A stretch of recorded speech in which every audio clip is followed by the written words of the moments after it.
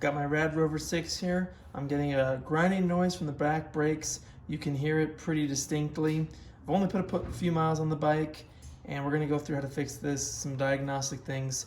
Rad Power Bikes does supply some, tips and tricks and even recommended repairs for this job.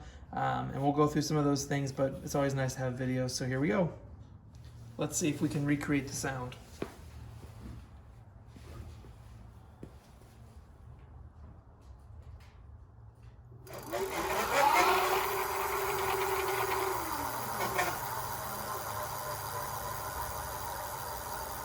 Kind of hear it there.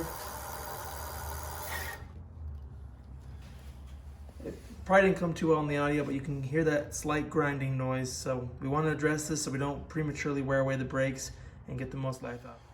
First thing that you want to check is you want to make sure that the axle is sitting evenly here in the forks. So that's be pretty easy to tell if you just spun the tire and you could tell it was wobbly, or the tire didn't look like it was perpendicular to the ground. Then I would definitely say that's a pretty easy telltale sign. What you do is loosen the nut on this side right here, and on the other side, I believe they're 18 millimeter. Loosen that up, make sure that the forks are sitting evenly in there, and then tighten up, and then you're done. Now, mine looks fine. Next thing is potentially you might have a bad rotor. It might be warped. Also unlikely, but something worth checking. It'd be pretty easy to tell. It should be pretty parallel to the hub here, so you should see basically an even gap if you were to spin this wheel around between here and then the rotor.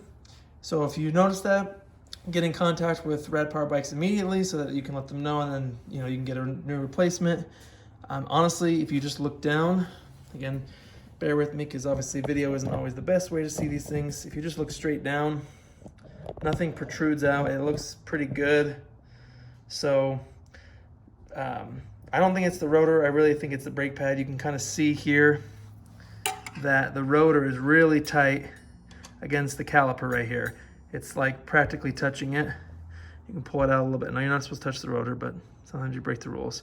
You can see, it basically looks like right here, the rotor is touching the caliper. So I think that's the issue. So I'm gonna see if I can just move the caliper a little bit more toward this way, and we should be good to go. From this angle, you can see the caliper rubbing against the rotor. Here you can see that as you press the brakes, this compresses the brake pads on the outside against the rotor. Hopefully I can give you a good visual here on my other bike that doesn't have any issues. So here's the rotor, and then there's the brake caliper up there. You can kind of see somewhat of a gap between the rotor and the brake pads. So here's the rotor, here's the caliper, here's the two caliper mounting screws, and the holes here are oblong, which is nice because that means we can have a little bit of adjustment here. So I'm gonna loosen these up. Not too much, you just need to loosen it just a little bit.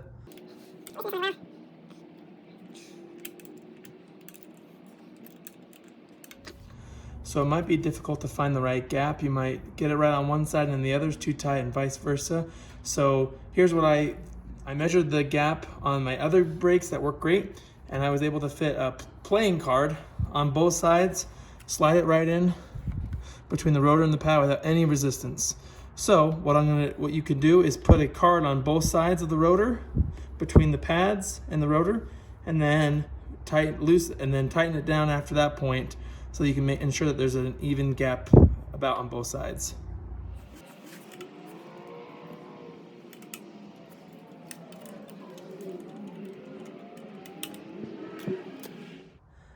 Then lastly, take it out for a test ride. I just took mine for about a few mile ride. It sounds great. There's no grinding sound. The biggest trick that helped me was putting those playing cards on each side of the rotor just to ensure that there was an even gap. Last tip, make sure to tighten down those caliper mount screws just so the brake caliper doesn't loosen up for safety reasons, and so you don't have to redo this whole job again. Otherwise, any tips or suggestions, feel free to put them in the comment section below. Hope this video helps. If it did, leave a like and subscribe. Catch you in the next one.